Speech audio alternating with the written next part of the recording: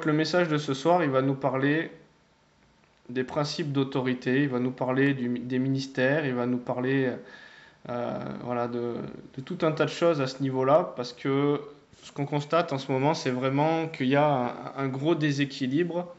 Il y a eu des mouvements qui sont nés, qui ont eu voilà, un petit succès, avec des personnes qui allaient prier dans les rues et on voyait certains miracles se passer.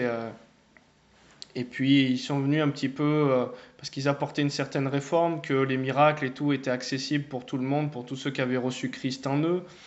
Donc ça a amené une certaine réforme, mais derrière ils sont venus un petit peu contre tous les fondements de ce qu'était l'assemblée, la vision, le corporatif et tout un tas de choses. Ils sont venus un petit peu, pour certains, se lever en disant qu'il n'y a plus besoin de ministère, qu'on est tous à la même stature et on peut tous faire les choses et qu'on a tous Dieu en nous, donc il n'y a plus besoin de quoi que ce soit, des ministères. Et ils sont venus un petit peu à rejeter pas mal de choses. Et bien que ce mouvement il a amené du bien, bah, ce mouvement il a aussi amené du mal parce que c'était aussi déséquilibré sur certains fondements. Comme il n'y avait plus de ministère établi, de personnes matures pour s'occuper, ben, on baptise des personnes à tour de bras parce qu'ils commencent à avoir l'aide d'être touchés par le Seigneur. On leur explique même pas l'évangile réellement. On peut s'inscrire sur des listes où on baptise les gens sur Internet. Et puis il y a des gens qui m'ont dit, ben, moi j'ai baptisé 30 personnes de cette année ou ça. Et la personne n'avait même pas compris l'évangile et ne savait même pas dans quelle alliance elle était en train d'amener les gens. Et comme il n'y avait plus de communauté ou de corporatif avec des personnes dans le ministère pastoral, par exemple, pour pouvoir prendre soin de ces brebis, eh ben, les groupes se sont développés de manière anarchique. Certains sont partis en live, certains même qui vivaient le miraculeux, et j'en ai rencontré, ont même quitté la foi maintenant, au jour d'aujourd'hui. Et donc, c'est pour ça que dans les fondements, bah, il y a besoin vraiment d'un équilibre. Et on ne peut pas bâtir sur un autre fondement que celui que Dieu veut qu'on bâtisse.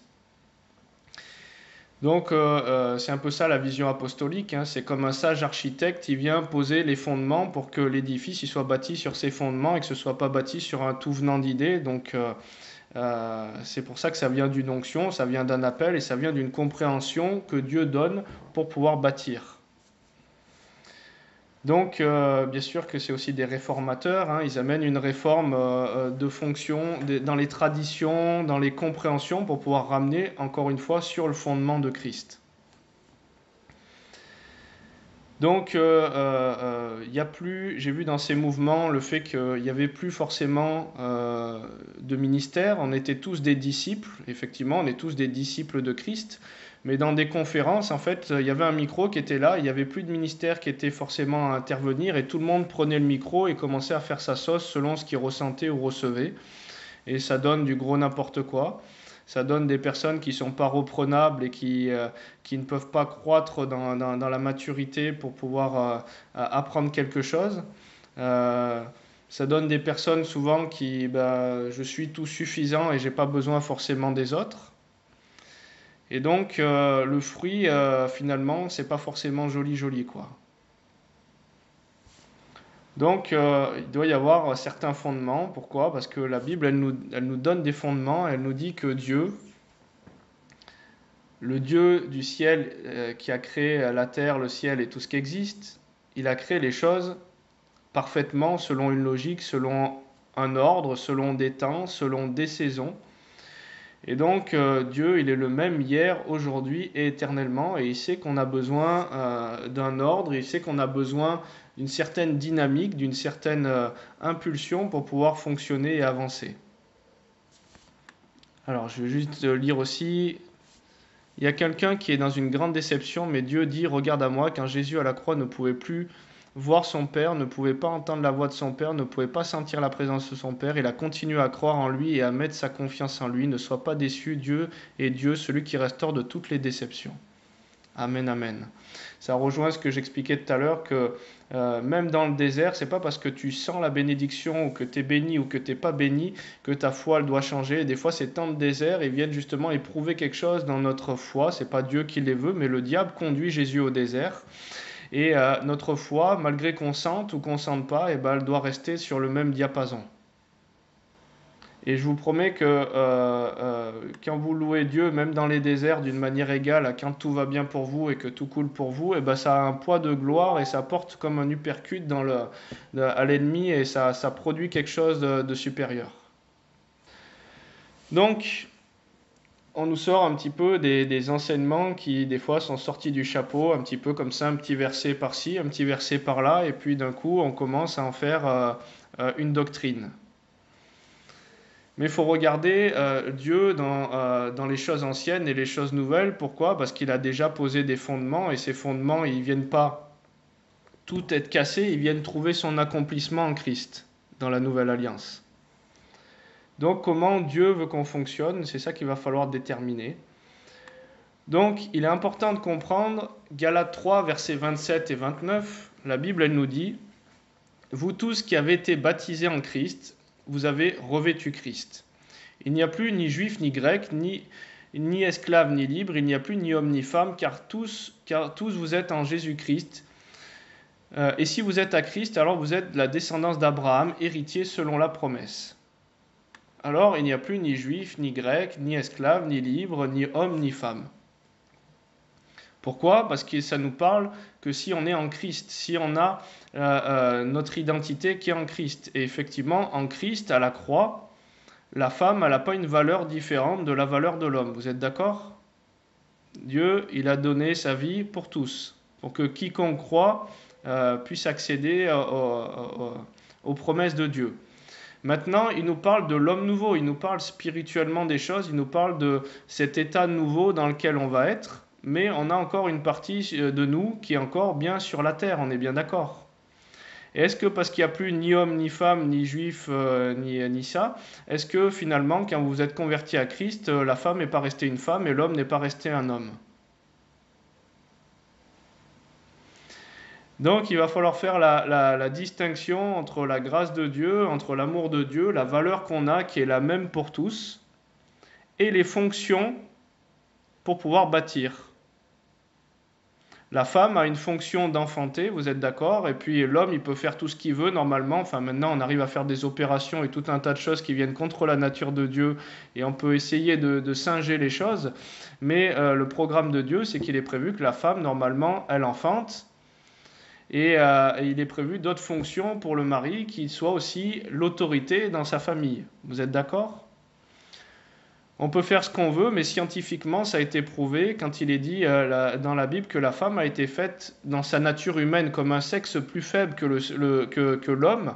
Eh ben, on a comparé des sportifs de haut niveau dans plusieurs domaines où ils étaient les meilleurs au niveau mondial, même l'haltérophilie ou quoi. Eh ben, les performances des hommes dépassent quand même de loin les performances des femmes.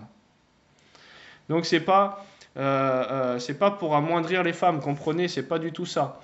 C'est qu'on a des fonctions qui sont différentes. Et donc, la fonction de l'un, on ne peut pas dire au bras, soit la jambe, on ne peut pas dire à la tête, soit ça et soit ça. Elles ont tous leur partie pour pouvoir concourir à l'œuvre de Christ. Ça va jusque-là? Vous n'êtes pas blessés? Je ne sais pas s'il y a des esprits féministes un peu qui sont ici, mais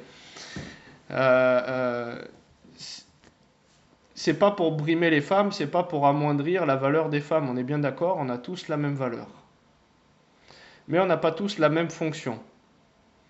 Aujourd'hui, c'est comme si les gens ils disent « Ouais, mais c'est pyramidal alors s'il y a des fonctions d'autorité. » Ben non, c'est pas pyramidal s'il y a des fonctions d'autorité. Pourquoi? Parce que Dieu, il est la tête de son épouse qui est l'Église, et la Bible, elle dit que le mari, il est la tête, il est l'autorité dans son foyer. Alors pourquoi Dieu, il a institué les choses comme ça? Parce qu'imaginez que vous êtes en couple et puis il y a une décision importante à prendre et puis vous vous dites, je sais pas moi, la femme se dit, allez moi je vais partir dans telle direction et le mari dit non on va prendre ce choix-là.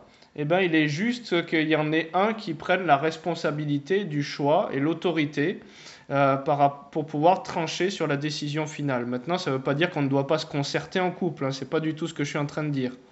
Mais sur une décision qui a à prendre où les deux ne tombent pas d'accord, il a été donné une autorité et une responsabilité.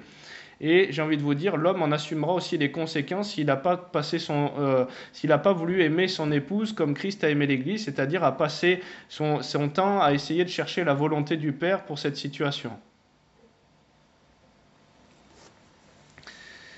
Mais il y a des principes d'autorité et que des fois, même s'ils sont iniques, bah écoute, c'est ta responsabilité, c'est toi qui as voulu prendre cette décision avec le Seigneur, bah, je vais te laisser aller à tes choix. Et le Seigneur nous laisse aussi aller à nos choix. Et même si certains principes d'autorité qui ont été établis de Dieu dans la Bible, je ne sais pas moi, comme Saül et David, eh ben vous voyez, Saül, à un moment, il s'est mis à faire du gros n'importe quoi, pourtant c'était une autorité qui avait été établie de Dieu. Et bien David, qui était un homme selon le cœur de Dieu, qu'est-ce qu'il a fait? Il n'a pas porté la main contre Saül. Qu'est-ce qui s'est passé en Égypte? Encore plus fou. Pourtant, on sait très bien que ce n'est pas la vision de Dieu, l'Égypte, et puis tout ce système avec l'idolâtrie, la sorcellerie ou quoi. Ben, Joseph, il n'a pas levé la main contre Pharaon, il a respecté les principes d'autorité, même alors qu'il était esclave chez Potiphar, et il a essayé de servir et d'honorer le mieux pour pouvoir le porter plus haut. Et il n'a pas levé la main, ou il n'a pas cassé ces choses, ou il ne s'est pas levé contre certaines choses. Donc Dieu est un Dieu qui fait attention aux fonctions d'autorité qu'il a voulu établir. La Bible, elle nous dit, Éphésiens 5, versets 22-23, « Femmes, soyez soumises à vos maris », en fait c'est respecter l'autorité de votre mari, comme au Seigneur, car le mari est l'autorité, le chef, l'autorité de la femme, comme Christ est le chef de l'Église, qui est son corps et dont il est le sauveur. Romains 13, à partir du verset 1, « Que toute personne soit soumise aux autorités supérieures, car il n'y a point d'autorité qui ne vienne de Dieu. » Et les autorités, donc Dieu il nous dit qu'il a créé les fonctions d'autorité, et que les fonctions d'autorité viennent de Dieu. Et les autorités qui existent ont été instituées de Dieu. C'est pourquoi celui qui s'oppose à l'autorité résiste à l'ordre que Dieu a établi, et ceux qui résistent attireront une condamnation sur eux-mêmes. Ce n'est pas pour une bonne action, c'est pour une mauvaise que les magistrats sont à redouter. Veux-tu ne pas craindre l'autorité? Fais le bien et tu auras son approbation. Le magistrat est serviteur de Dieu pour ton bien, mais si tu fais le mal, crains, car ce n'est pas en vain qu'il porte l'épée, étant serviteur de Dieu pour exercer la vengeance et punir celui qui fait le mal.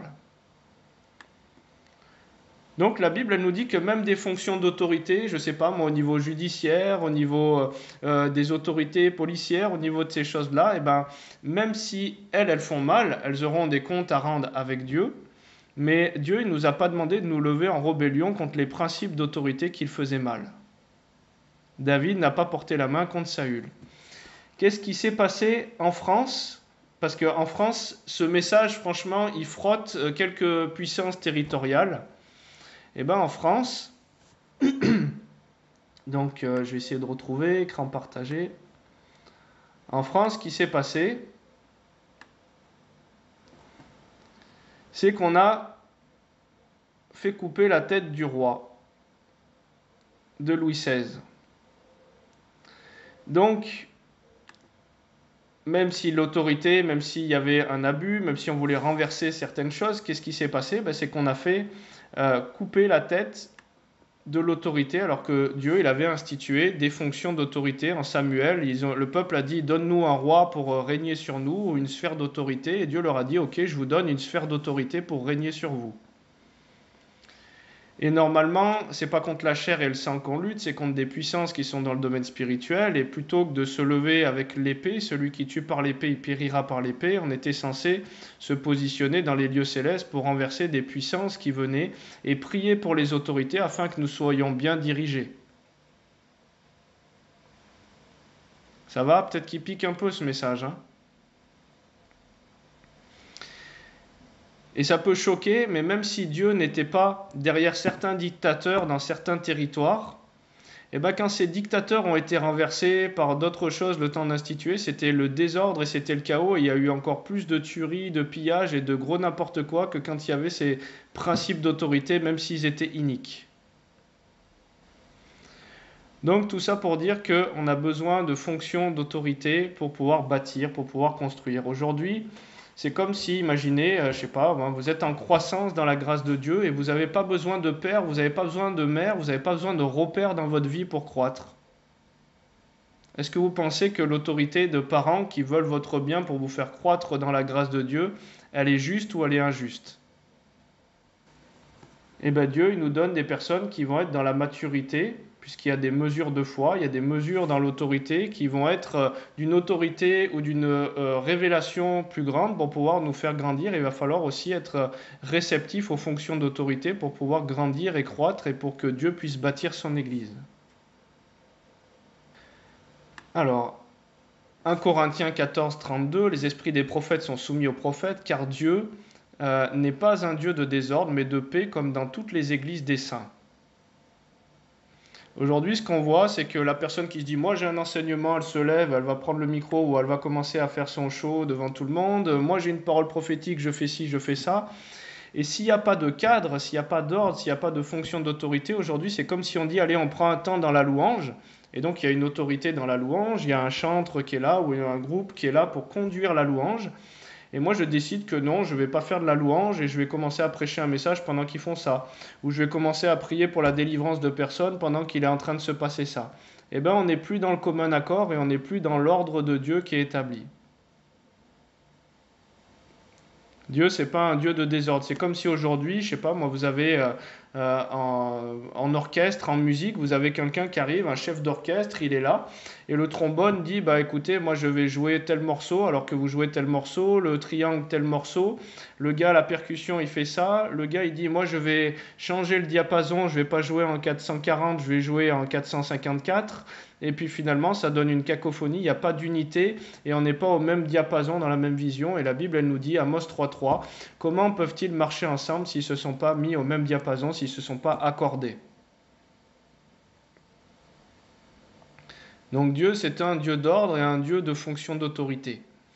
C'est pas parce que on a eu des autorités ou des fonctions d'autorité des fois abusives sur nos vies, qu'il va falloir refuser tout le fonctionnement de Dieu, parce qu'en fait, si on le refuse et que ça part de nos blessures, on rejette aussi ce que Dieu il voudrait faire pour pouvoir bâtir et pouvoir nous emmener plus loin.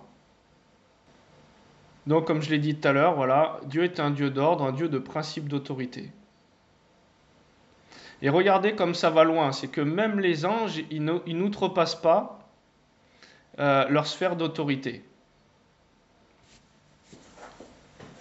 Donc, Jude 1, à partir du verset 8, « Malgré cela, ces hommes, aussi entraînés par leur rêverie, souillent pareillement leur chair, méprisent l'autorité et injurient les gloires. Or, l'archange Michel, lorsqu'il contestait avec le diable et lui disputait le corps de Moïse, n'osa pas porter contre lui un jugement injurieux, mais il dit que le Seigneur te réprime. Eux, au contraire, ils parlent d'une manière injurieuse de ce qu'ils ignorent, ils se corrompent dans ce qu'ils ne savent naturellement comme des brutes. » Vous savez, des fois, on outrepasse notre sphère d'autorité, des fois, on se lève et on commence à faire des choses que Dieu ne nous a pas demandées, et le Dieu il nous a appelés à fonctionner. Souvent, on répète cette prière. Sur la terre, que ton règne vienne sur la terre comme au ciel. Pour fonctionner dans la vérité de Dieu et le fonctionnement de Dieu, il va falloir commencer à analyser, commencer au ciel pour pouvoir amener et fonctionner selon sa volonté sur la terre comme au ciel.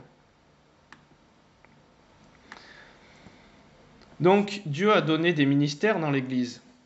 Pour ceux qui diraient non, il n'y a plus de ministère, on est tous disciples, et nanani et nanana, il n'y a plus de personnes qui sont en autorité différente, il ne faut pas voir l'Église comme...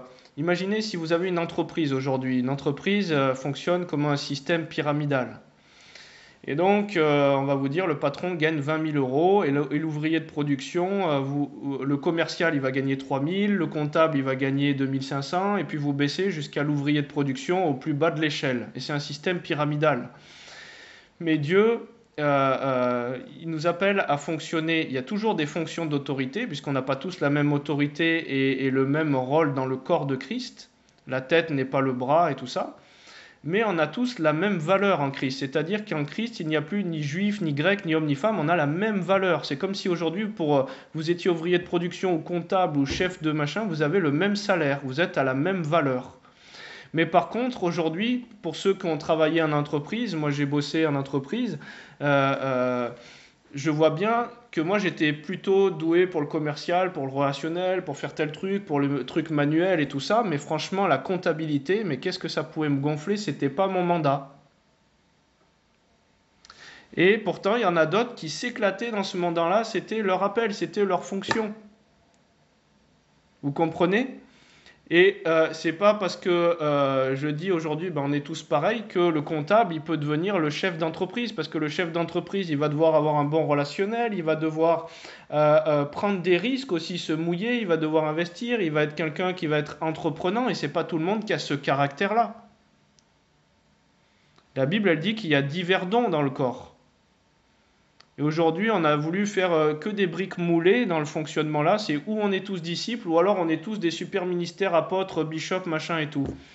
Et où sont les personnes qui finalement ont des dons et des talents comme il y avait dans l'Ancienne Alliance, où Dieu avait oint certaines personnes pour toutes sortes de travaux manuels et minutieux, ou qui a le don des langues, ou qui a ces choses-là. Et Dieu, il a amené différents dons dans le corps, et on n'est pas tous appelés au ministère pour équiper les saints, on a tous le ministère de représenter Christ, mais il a donné des fonctions d'autorité pour bâtir l'Église.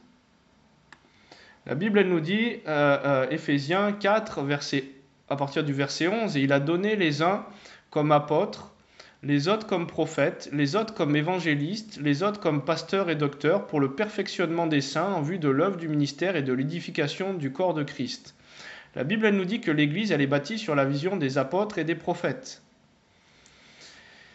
Jusqu'à ce que nous soyons tous parvenus. Donc pourquoi ils ont encore leur rôle? Parce qu'on n'est pas tous parvenus encore à l'unité de la foi et de la connaissance du Fils de Dieu, à l'état d'homme fait, à la mesure de la stature parfaite de Christ.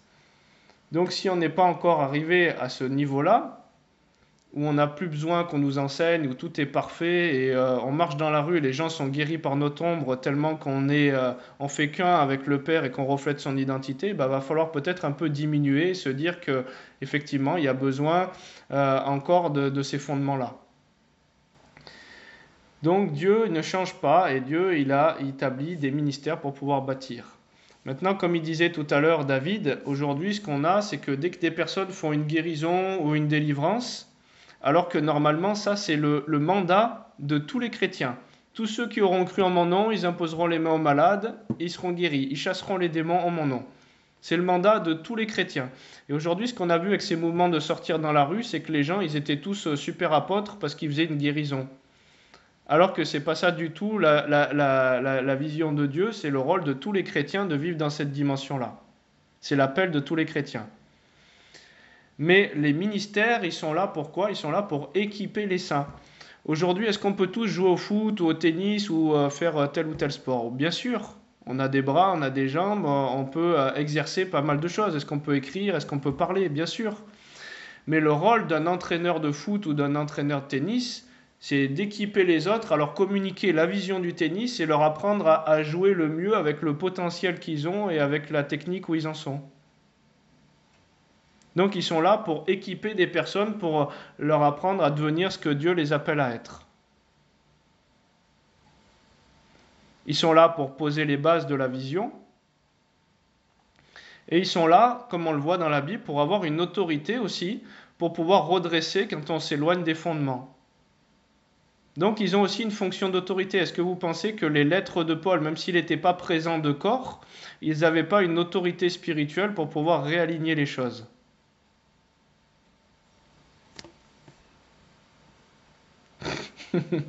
Le bishop, c'est celui qui a 2 boutiques.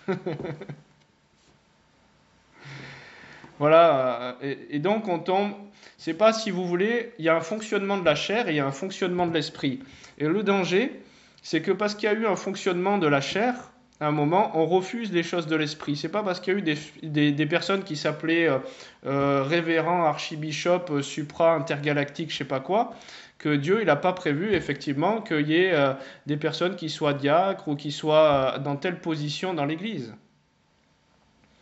Mais encore une fois, on peut fonctionner par la chair ou par l'esprit. C'est pas parce que aujourd'hui, je sais pas moi, il y a quelqu'un qui s'appelle pasteur et parce qu'il a fait une école pastorale et qu'il a eu son diplôme de pasteur que Dieu l'appelle pasteur. Pourtant, ça ne veut pas dire que Dieu il n'a pas prévu qu'il y ait des pasteurs.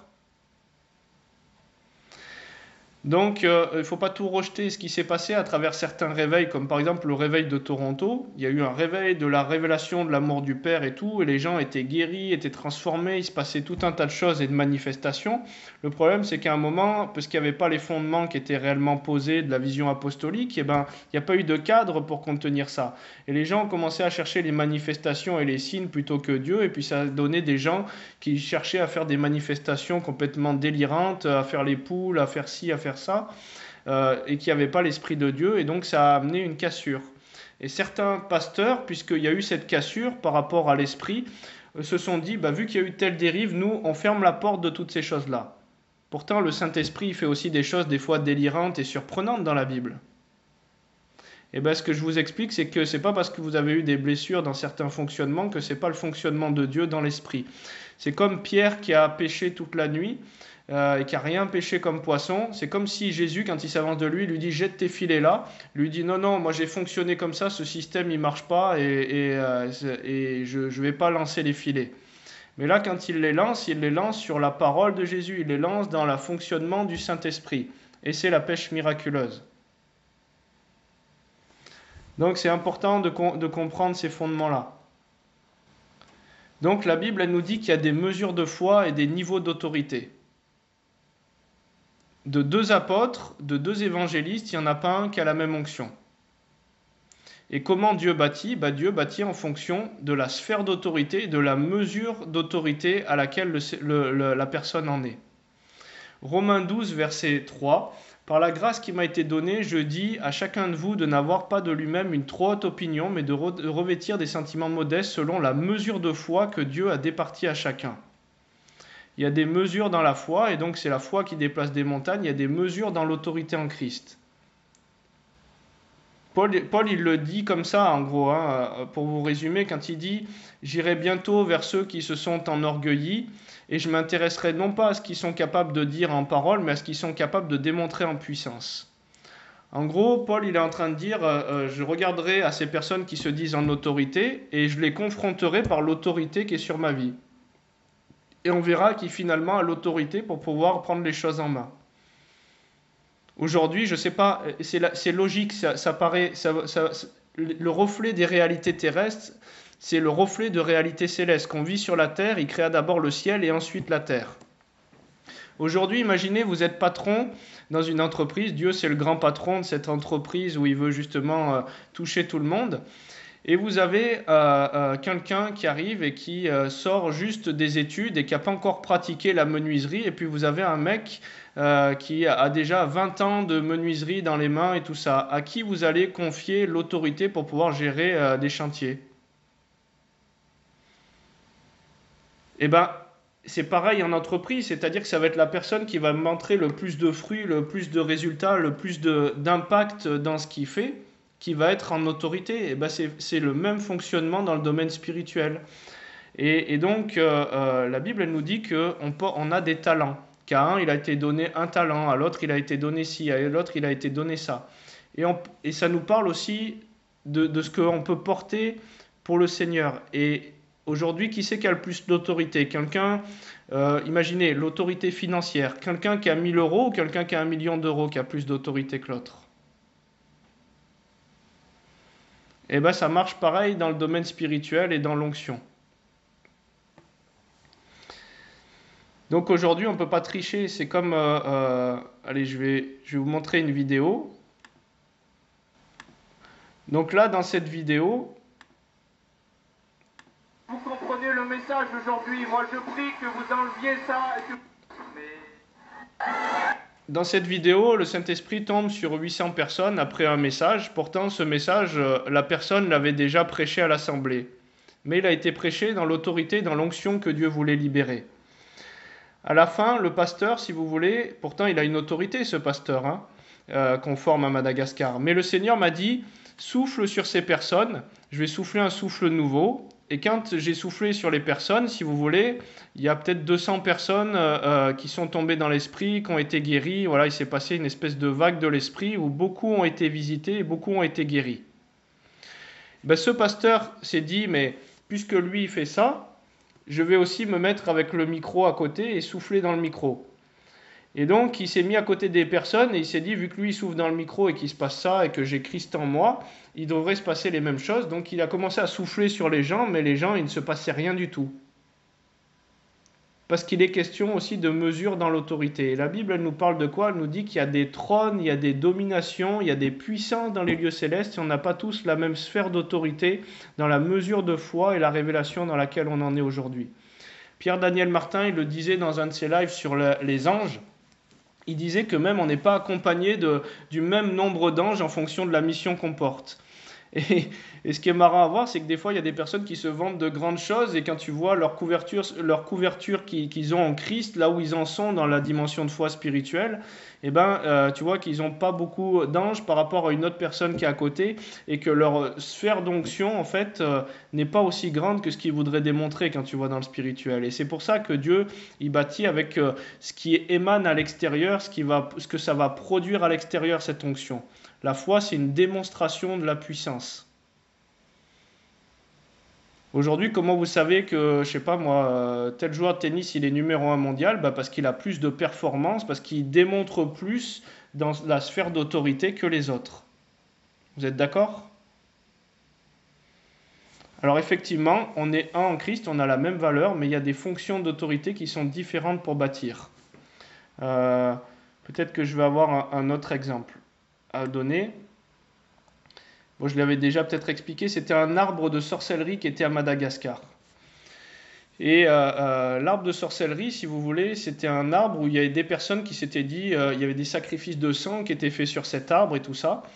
Et puis des chrétiens du coin s'étaient dit, puisqu'on a toute l'autorité en Christ et qu'on peut marcher sur la spique et le scorpion ou quoi, on va couper cet arbre. Et vous voyez, tout à l'heure, le verset que j'ai cité, c'est que même Michel, il n'a pas osé porter un jugement injurieux contre le diable. Il n'a pas dépassé sa sphère d'autorité que Dieu lui accordait. Et donc, ces chrétiens se sont dit, on va le couper. Et ils ont essayé d'y aller avec des haches, avec des scies, avec tout un tas de choses. Ils n'ont même pas pu finir l'entaille qu'ils ont fait sur le début de la racine. Ils sont tombés malades et infirmes. Donc, je ne dis pas ça pour qu'on craigne. Hein. Je dis ça surtout pour qu'on fonctionne comme Jésus, que ce que le Père nous demande de faire, parce que quand c'est notre humanité qui outrepasse sa fonction d'autorité, ou qui prend, comme David l'a dit tout à l'heure, un habit ou une autorité, ou quelque chose où Dieu ne l'a jamais appelé à fonctionner dedans, ça peut être dangereux. Donc ça ne veut pas dire aussi qu'on est limité à une stature d'autorité. Comprenez bien, il est l'Éternel des armées, la Bible elle nous dit, et donc il nous veut qu'on fonctionne selon un ordre armé. Dans l'armée, il y a un ordre. Et donc, dans l'armée, il y a un ordre, on n'est pas tous généraux, on n'est pas tous colonels, on n'est pas tous ci, on n'est pas tous ça. Mais ça ne veut pas dire que parce que je suis soldat à un moment, ou que je suis ci, ou que je suis ça, je ne vais pas évoluer dans l'onction en fonction des talents que j'ai, si je suis capable aussi de les déposer aux pieds de Jésus et d'être fidèle avec ce que j'ai aujourd'hui pour le faire fructifier. Il y avait deux personnes dans la Bible, par exemple Philippe et Étienne. Ils étaient comme des diacres et ils étaient en train de servir aux tables pour pouvoir laisser les apôtres prêcher sur le fondement et vraiment implanter ces fondements-là, pendant qu'eux, ils n'en étaient pas encore à cette stature, à cette maturité-là. Et à la finalité de leur service, parce que c'était ce que Dieu les appelait à faire à ce moment-là, là où ils en étaient, parce qu'ils ont été fidèles avec peu de choses, Dieu leur en a donné d'autres. Et qu'est-ce qu'ils sont devenus? Ils sont devenus de puissants évangélistes, avec les signes, miracles et prodiges. Donc l'onction, elle est aussi évolutive. À l'époque, je me rappelle, je travaillais avec d'autres personnes et quand je voyais leur sphère d'autorité dans la délivrance et toutes ces choses-là, je voyais bien que moi, quand je priais pendant 45 minutes, 1 heure, des fois ça bougeait quelques lignes, mais il ne se passait pas ce qui se passait eux quand ils prononçaient 2 ou 3 mots, quoi. Et petit à petit, dans ma marche et dans l'onction, j'ai vu que ces personnes-là, je commençais à avoir une autorité même différente. Et même quand je les ai revus, en fait, certains se sont mis un petit peu sous l'autorité que j'avais pour pouvoir apprendre parce qu'ils ont compris que le Seigneur m'avait élevé, que j'avais commencé à avoir d'autres révélations qu'eux n'avaient pas. C'est comme si à un moment j'étais là, puis à un moment j'étais là, et eux se mettaient là. Et Dieu, il fonctionne aussi avec l'autorité, avec la révélation qu'on va avoir pour pouvoir bâtir. Il y a des personnes qui ont des sphères d'autorité apostolique pour une ville. Il y a des personnes qui ont une sphère d'autorité apostolique pour une région. Il y a des personnes qui ont une sphère d'autorité apostolique pour une nation. ce qui se passe avec Heidi Baker, pour ceux qui la suivent et qui lisent ses livres avec Roland, au Mozambique.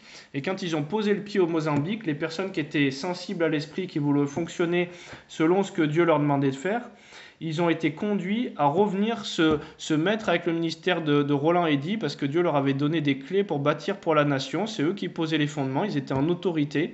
Et toute l'équipe derrière, j'avais lu un livre où ils en étaient à 80 résurrections de morts. Ils ont pu bénéficier de l'onction qui était venue au fondement apostolique et qui est retombée sur tout le monde.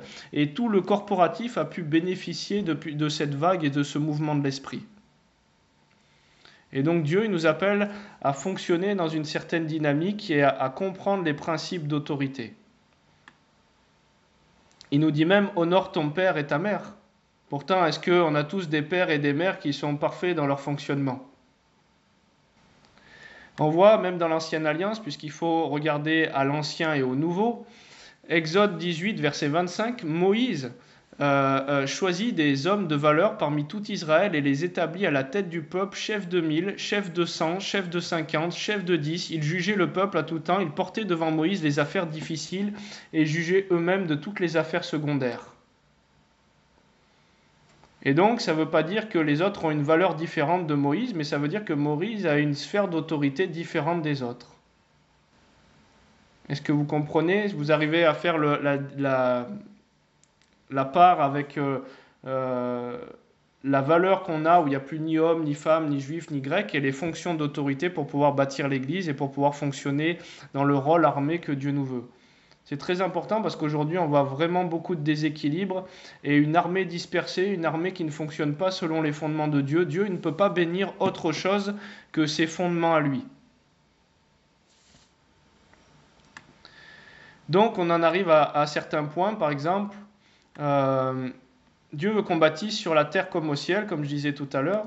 Donc, comment ça se passe au ciel pour pouvoir bâtir sur la terre? On trouve plusieurs points dans la Bible qui viennent nous confirmer que c'est ça la ligne directrice sur laquelle Dieu veut bâtir. Apocalypse 12, versets 7 et 9. Il y eut une guerre dans le ciel, Michel et ses anges, donc on voit bien qu'il y a un principe d'autorité et qu'il y a une autorité qui a été donnée à Michel avec des délégations d'anges, combattirent le dragon combattit lui et ses anges, mais il ne fut pas le plus fort, il ne se trouva plus de place pour eux dans le ciel, il fut précipité, le grand dragon, le serpent ancien, appelé le diable et Satan, celui qui séduit toute la terre habitée, il fut précipité sur la terre et ses anges furent précipités avec lui. Donc, Dieu, il nous appelle à des fonctions d'autorité. Pourquoi les autres anges, ils vont pas se lever et dire « Mais comment ça se fait que c'est pas moi qui suis Michel et qui suis en autorité de ce bataillon et qui suis ci et qui suis ça ?» C'est comme si, imaginez les personnes que Moïse établissait, chef de 50, chef de 1000, ils disaient « Mais comment ça se fait que c'est pas moi Moïse ?» C'est des fonctions d'autorité. Ça ne veut pas dire que Dieu, il n'aime pas les personnes à la même mesure qu'il aime l'autre. Donc, en Christ, nous avons la même valeur. Mais on a des onctions et on a un mandat qui est différent pour pouvoir bâtir. Souvent, on nous dit, ouais, mais il ne faut pas dire je suis pasteur, ou il ne faut pas dire je suis apôtre, ou il ne faut pas dire je suis prophète. Et effectivement, on a eu des dérives pas possibles où les personnes, elles disaient, comme je le disais tout à l'heure, je suis archibishop, prophète, 3 fois saint, révérend, je ne sais pas quoi. Et donc, on voit bien que là, l'intention de cœur, puisque c'est surtout Dieu regarde au cœur, l'intention de cœur, elle est surtout de faire glorifier son moi-je et puis d'essayer d'avoir une place et une reconnaissance. Mais si on dit c'est de l'orgueil de dire que je suis apôtre ou que je suis ci ou que je suis ça, pour ceux qui disent ces choses-là, ça veut dire que vous traitez l'apôtre Paul d'orgueilleux. Pourquoi? Parce qu'il commence la plupart de ses lettres par « Je suis Paul, apôtre par la grâce de Dieu ». Donc pourquoi il explique qu'il est apôtre alors pourtant il y a la démonstration, pourtant ça se voit, pourtant il y a eu un impact dans les territoires où il est allé, donc pourquoi il commence ses lettres par ce fonctionnement-là? Je vais vous montrer autre chose. Est-ce que vous connaissez cette personne qui est au milieu à côté de moi? Bon, il y en a peut-être qui le connaissent parce que je l'ai partagé, mais avant de le connaître, est-ce que vous l'aurez croisé dans la rue? Qu'est-ce que vous seriez dit de cette personne-là? Eh ben, il a un côté royal quand même. Voilà, il y a un côté royal avec sa couronne, mais bon, la première fois que je l'ai vu, il n'avait pas mis cette couronne, il n'avait pas cet habit-là, il était simple ou quoi. Mais voilà, tout ça pour vous dire que on reconnaît un prophète en qualité de prophète, donc il faut pouvoir l'accueillir dans le mandat et l'onction et la sphère d'autorité qu'il porte pour pouvoir lui laisser la place, pour pouvoir bâtir. Aujourd'hui, alors que je me suis retrouvé à côté du roi des Hévés, qui gère plus de 4 millions et quelques de personnes, le roi Agokoli, eh ben, si je le croise dans la rue ou que je m'assois à côté de lui dans l'aéroport et que je ne connais pas sa fonction et que je ne sais pas sa sphère d'autorité et toutes ces choses-là, eh ben, comment je peux pouvoir le servir pour que lui puisse bâtir et comment son onction elle peut me servir et son mandat et son autorité pour pouvoir me libérer quelque chose sur les territoires qu'il gère. Donc si en gros je ne connais pas la personne, son rang et son autorité, eh ben, je ne peux pas aussi décider de bâtir ou de lui laisser la place ou me remettre sous le positionnement qui m'est dû. Et donc ce n'est pas de l'orgueil de dire Dieu m'a appelé à ça et c'est ça ma fonction. L'orgueil vient quand je le dis depuis ma nature charnelle qui veut une reconnaissance ou ma nature charnelle qui veut dominer la vie des autres personnes pour pouvoir asseoir une autorité que je n'ai pas en Christ, où je viens manipuler les choses, où je viens séduire par mes titres ou toutes ces choses-là. Mais il y a réellement un fonctionnement divin à comprendre là-dedans. Donc c'est pour ça que sans reconnaissance, aujourd'hui, si vous n'êtes pas reconnu quelque part, moi j'ai été reconnu aux États-Unis comme apôtre, en Angleterre comme apôtre, en France comme apôtre, à Madagascar, au Togo. Mais aujourd'hui, si je vais, je sais pas moi, dans un autre pays d'Afrique ou dans une autre destination qu'au Kansas ou à ça, comment, si les personnes ne me reconnaissent pas, comment elles vont pouvoir être au bénéfice de l'onction que je porte et pouvoir me laisser la place pour pouvoir bâtir? Et donc, les choses sont annoncées. Après, bien sûr qu'on doit toujours sonder ce que Christ en nous dit à propos de la personne, si c'est validé ou pas, s'il y a le témoignage intérieur. Mais tout part à propos de la parole. Et la parole, ensuite, elle est sondée aussi pour savoir si c'est réellement ça. Et donc, comment j'accueille un prophète en qualité de prophète? Regardez, Jésus. Si j'accueille pas la personne dans son mandat, son rang, sa fonction et son autorité, puisque tout ce que vous demanderez en mon nom, le mot onoma, ça veut dire tout ce qui est amené à la pensée quand on pense à son rang, à son autorité et à ce qu'il peut libérer sur notre vie. Et bien quand Jésus retourne dans sa ville natale et que les personnes ne le voient pas comme le Fils de Dieu, mais comme le fils du charpentier, qu'est-ce qui se passe?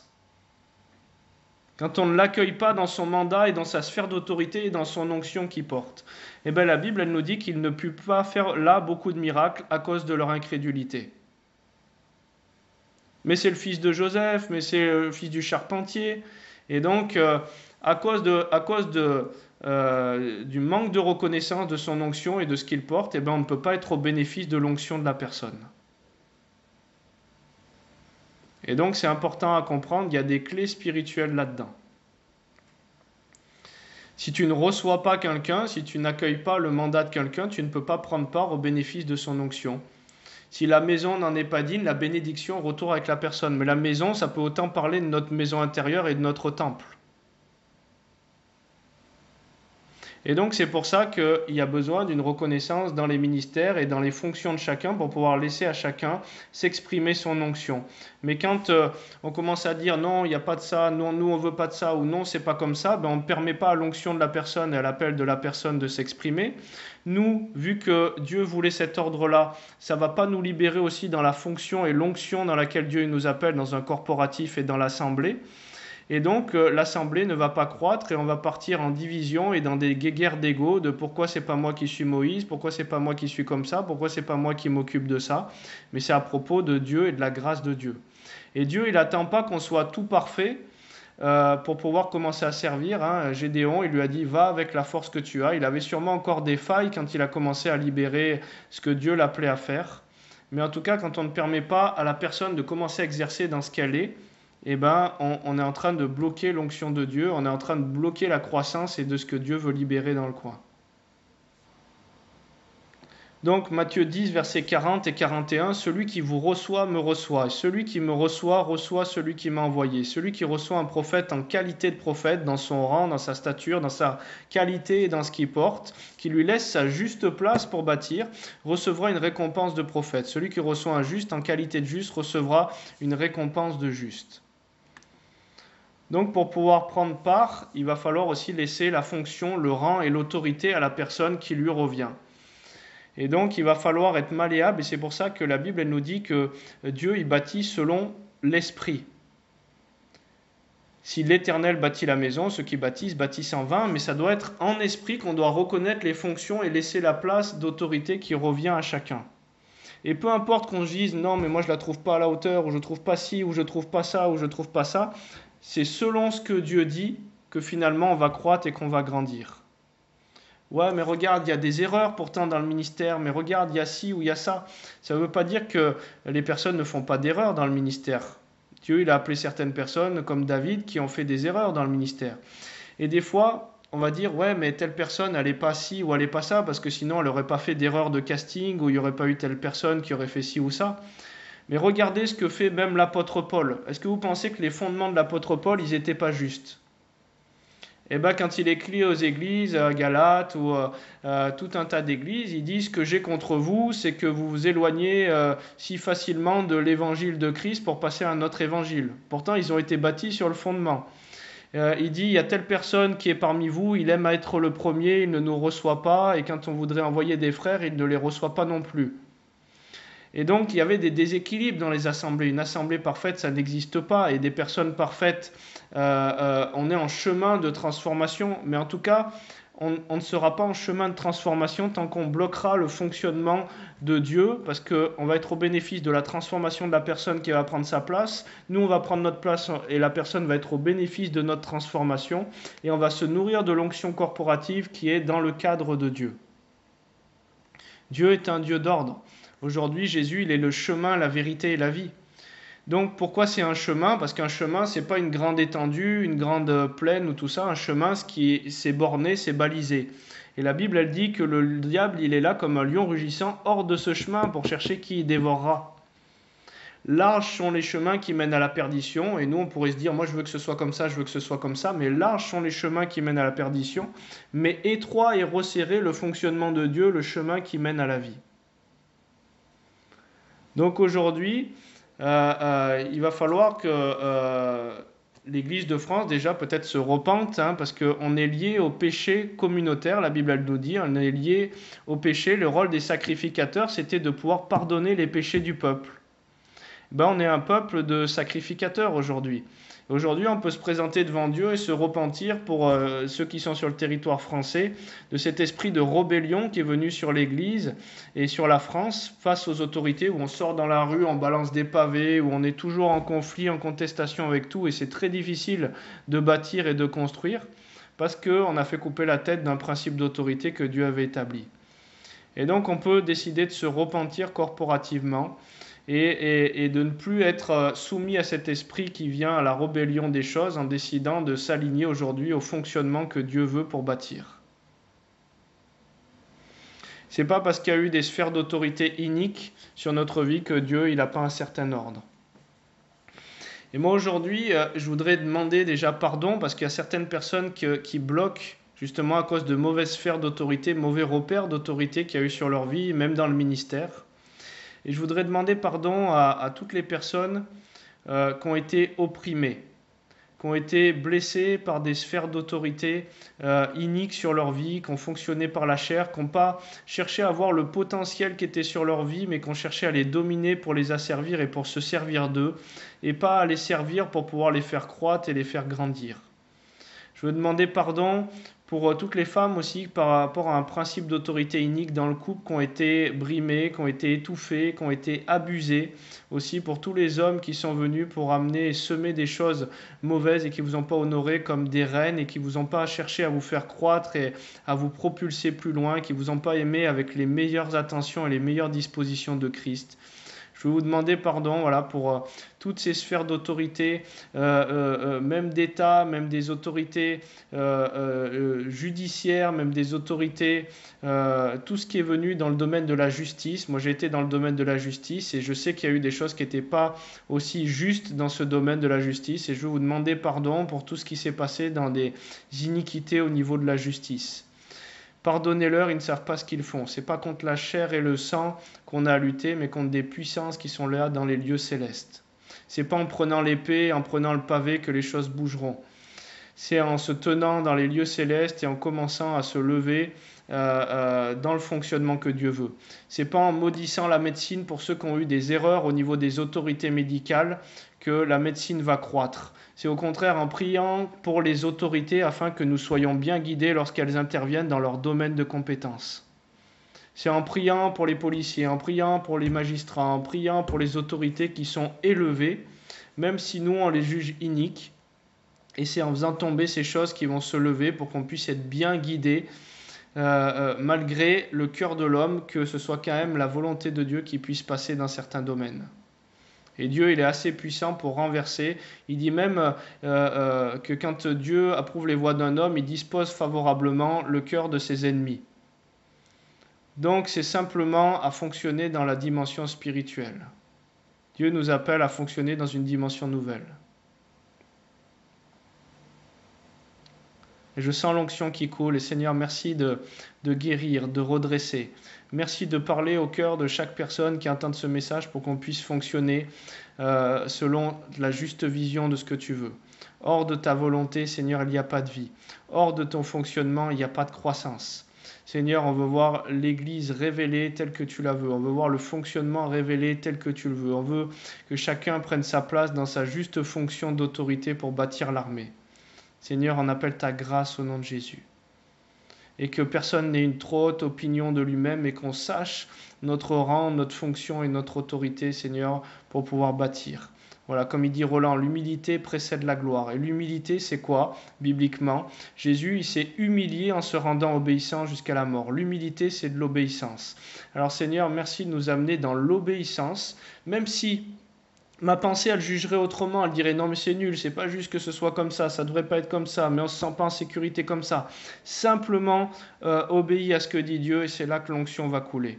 Et c'est là que les transformations vont se faire. Seigneur, merci pour ta grâce. Merci pour les repentances. Merci aussi pour les parents, Seigneur, qui ont eu des failles et des blessures et qui ont amené des cassures avec l'autorité. On pardonne à ces parents et on veut honorer tout ce qu'ils avaient de meilleur pour pouvoir nous porter plus loin. Peut-être qu'il y a eu des sacrifices financiers. Peut-être qu'ils ont été trop sévères, mais ils voulaient penser avec leur amour à eux pour nous amener à un cadre, pour ne pas qu'on aille dans le décor et qu'on soit encore plus violenté par les épreuves de la vie. Seigneur, ils ont fait avec les moyens qu'ils avaient, on veut leur pardonner. On veut leur pardonner, Seigneur, et j'appelle la guérison au niveau de toutes les sphères d'autorité iniques qui ont été posées sur la vie de ton peuple au nom de Jésus, de tous ceux qui vont entendre cette vidéo. Seigneur, j'appelle ta guérison, j'appelle ta grâce au nom de Jésus. J'appelle ta grâce au nom de Jésus. Seigneur, qu'on comprenne ton principe armé, qu'on se mette en ordre de bataille. Chacun selon son rang, son positionnement, et qu'il n'y ait pas de jalousie, qu'il n'y ait pas de compétition, que la chair se taise au nom de Jésus. Seigneur, ta grâce. Seigneur, ta grâce. Seigneur, ta grâce au nom de Jésus. Et pour les personnes qui sont établies en autorité, votre part, c'est de veiller à rester dans les voies de Dieu et dans le fonctionnement et l'alignement avec Dieu. Parce qu'on peut commencer par l'esprit et finir par la chair. Et comme je le disais, l'appel, on peut avoir une reconnaissance dans un appel, mais l'élection, c'est le fait de rentrer dans son appel. J'ai fait un enseignement là-dessus, sur la différence entre l'appel et l'élection. Donc l'appel, c'est un appel. Maintenant, l'élection, c'est le fait de rentrer dedans et d'être éligible à ce que Dieu nous a appelé de faire. Et pour ça, il faut fonctionner selon la vision de Dieu.